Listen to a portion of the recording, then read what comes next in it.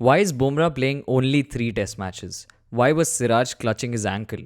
Why does Akashdeep keep getting injured? With how electrifying this India-England series has been, not only has there been a lot of questions around fast bowlers, but their injuries have the fans worried. But it's not only here, right? From your test specialist all the way to express pacers who play only the IPL, it's as though all of these pacers have been manufactured in a glass factory because they keep breaking down. In fact, some of these players have more injuries than they do games in a year. But the real question that we need to ask is whether or not these bowlers are actually that weak, or if it's just the kind of workloads and the way in which fast bowlers operate today that is the reason for them breaking down this often. In the next few minutes, we will try and break down this answer. We will try and get a holistic view, compare generations of fast bowlers, and see what is it that has really changed and contributed to a lot of the fast bowlers today breaking down very quickly. Before we get into the video, definitely hit that subscribe button. One of the first things that you need to understand is that fast bowling in itself is one of the toughest arts in the game of cricket. Not only is it something that requires a certain kind of skill and a certain kind of genetic makeup, but even beyond this,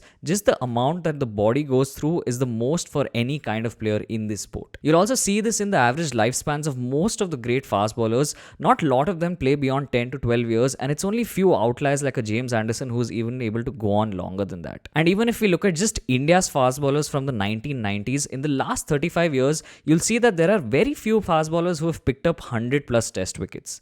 In fact, that list is awfully small, with just 8 bowlers achieving this feat in this 35-year-old period. Even amongst all of these bowlers, there is just one fast bowler who's played 100 plus test matches for India, and that's Ishant Sharma. Now, if you look beyond this, you'll see that the average lifespan is about 8 to 10 years, which is around 60 to 65 tests for most of these fast bowlers. And the general pattern for these players getting picked is they would be somewhere around 22 to 23 years old, play up till the age of 32, and post that they'll generally retire or they just have too many injuries to play for India again. And even with these bowlers like a Zair Khan, Ishant Sharma, and so many names in this list, something that is a constant feature in all of these players' career is recurrence of injuries and how many times these players have made it back to the Indian team after having an injury outburst. Injuries to the back, ankles, the groins, the shoulders, it is so common that it would be impossible for us to find a fast bowler in the world who's not had a string of injuries through his career. And this is naturally something you would expect, right? Fast bowlers as an art is very tough in terms of the kind of stress you're putting on your body. First of all, it isn't even a natural motion. The only natural thing there is probably a run-up where you're running into bowl.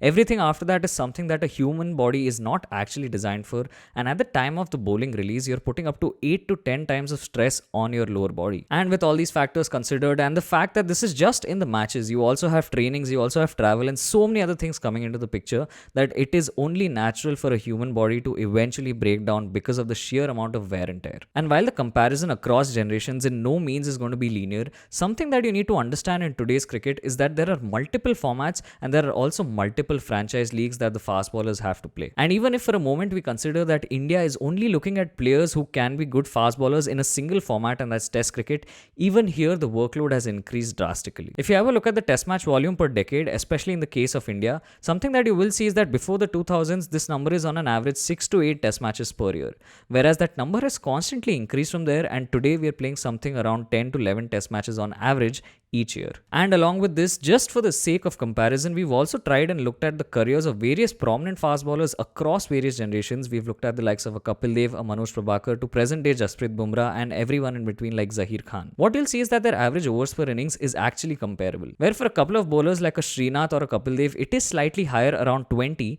You will see that for most fast bowlers per innings, they're bowling in a test match about 16 to 18 overs. This also nullifies the argument that fast bowlers earlier used to bowl a lot more than fast bowlers today. That is simply not true. Also, something that a lot of people do not take into account is the frequency of travel nowadays.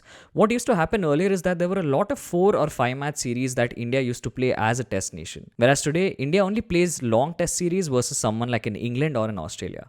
What generally happens is that because of the revenue model distribution, India would play something like 2 test matches against the West Indies or Sri Lanka and play a max of 3 test matches against someone like South Africa. And logically, what this means is even if we are playing 10 test matches in a year, and even if we play one long series, there are still 2 or 3 other series that are going to happen, which just means more amount of travel. And considering also the international schedule and the other formats in place, the test matches are often crammed up way too close to each other.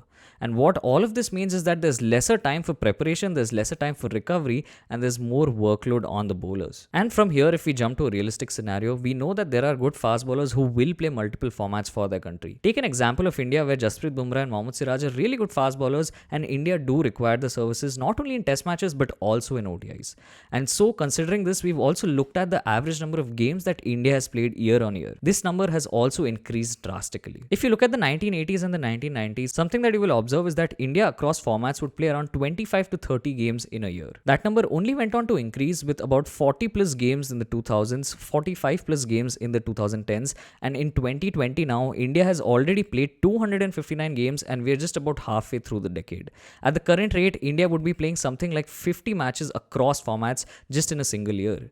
Even if a fast bowler was to not play all of these games and play even half of these games, that's still a lot of workload through the year itself. In fact, if we were to just look at it purely by numbers, that number has doubled in the current period from the 80s. And take a moment to realize that this is just international cricket.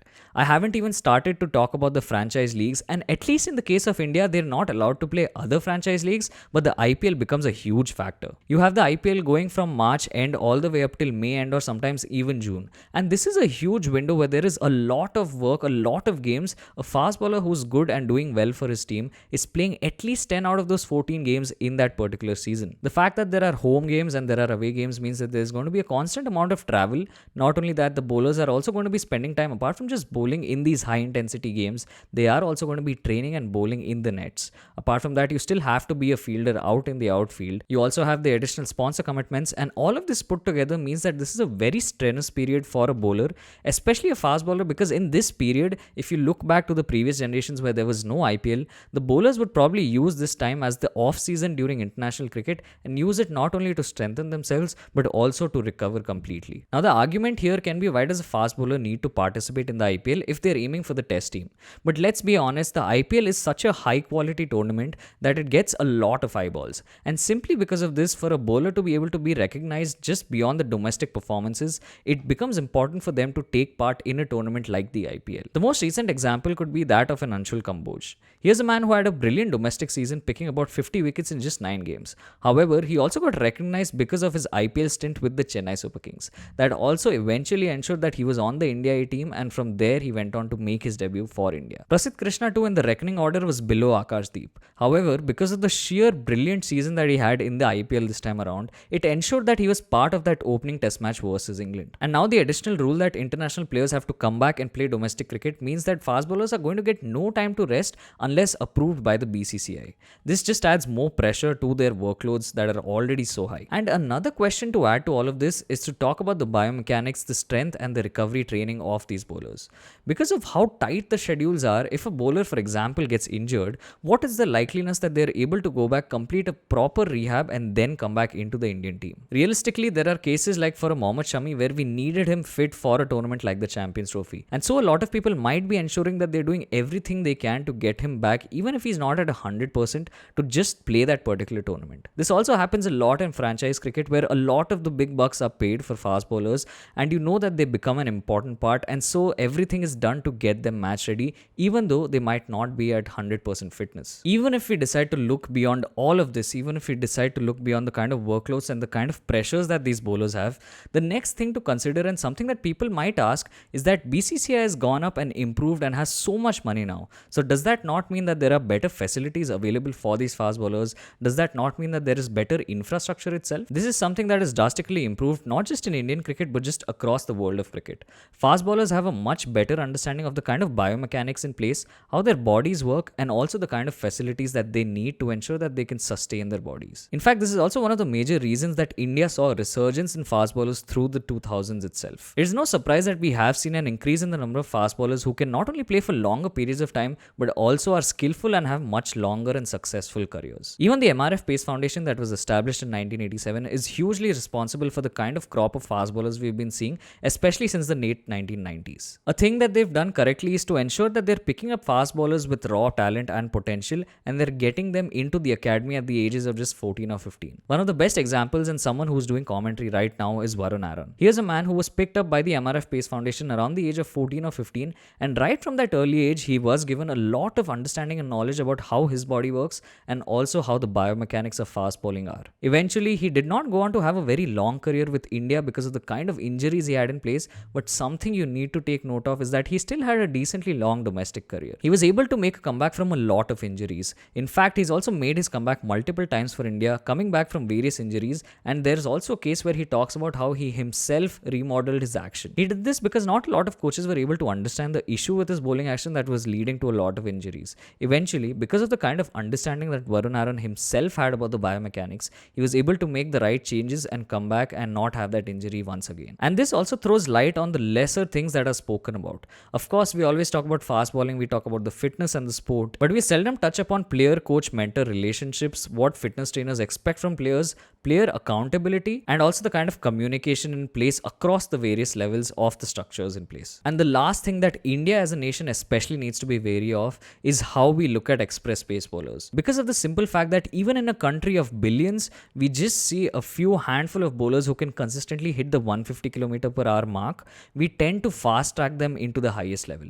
These are a lot of talents who come with a lot of raw pace, but something that we don't look at is assessing their bodies, assessing how long they can take this load, seeing how their actions are and what can be done to ensure that these guys are around for a longer period of time. In the recent times, both Mayank Yadav as well as Umran Malik at the age of just 21 started playing for the IPL franchisees. They were also both fast-tracked into the Indian teams because of the simple fact that they were extremely quick, and this is a rare commodity in international cricket. However, what has not worked in their favor is that they've constantly been getting injured, and God knows if they're ever going to even play a full season of the IPL ever again. In fact, Ian Pont, a fast bowling coach who's been around the circuit for about 15 to 20 years, talks about how this has been a big problem for Indian cricket, where they look to fast track these extremely quick bowlers and it seldom works out. This was the case with Varun Aaron, it was with Umesh Yadav as well, but when he came back from injury, he was no longer as express as earlier. So ultimately, it also comes down to a trade-off if a bowler is ready to lose that pace to prolong their career and is still as effective without the pace. And there's also some really interesting insights from Rajasthan Royals' physio, John Gloucester. Gloucester talks about stress fractures to the back and how this is a very common thing in fast bowlers.